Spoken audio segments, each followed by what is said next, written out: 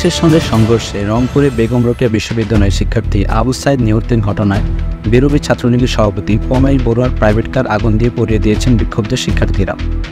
মঙ্গলবার সন্ধ্যা ৬টার দিকে শিক্ষার্থীরা ক্যাম্পাসে ঢুকে জাতির পিতা বঙ্গবন্ধু শেখ মুজিবুর হলে রাখা ছাত্রলীগ সভাপতির গাড়ি ও একটি মোটরসাইকেল পুড়িয়ে দেন।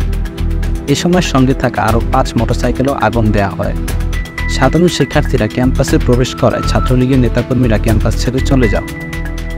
বিশ্ববিদ্যালয়ের ইংরেজি বিভাগের শিক্ষার্থী মামুন মেন্তাসির বলেন, আমার ছোট ভাই আবু সাইদকে অন্যায়ভাবে হত্যা করা হয়েছে। সে মহান উদ্দেশ্যে জীবন দিল, তার এই আত্মত্যাগ যেন বৃথা না যায়। এর আগে দুপুর ২টার দিকে রংপুরের খামার মোড় থেকে শিক্ষার্থীরা বিশাল মিছিল নিয়ে বিশ্ববিদ্যালয়ের ১ নং ফটকের সামনে আসেন। এ সময় তারা বিভিন্ন স্লোগান দিতে থাকে। শিক্ষার্থীরা ক্যাম্পাসে প্রবেশের চেষ্টা করলে পুলিশ তাতে বাধা দেয়। এতে পুলিশের সঙ্গে শিক্ষার্থীদের সংঘর্ষ বাধে। এ সময় বিশ্ববিদ্যালয়ের ইংরেজি বিভাগের শিক্ষার্থী আবু সাইদ নিহত হন। নিহত আবু সাইদ রংপুরের পীরগঞ্জ উপজেলার বাবনপুরের বাসিন্দা মকবুল হোসেনের ছেলে। তিনি কোটা সংস্কার আন্দোলনের অন্যতম সমন্বয়ক ও বিশ্ববিদ্যালয়ের ইংরেজি বিভাগের ১২তম ব্যাচের শিক্ষার্থী।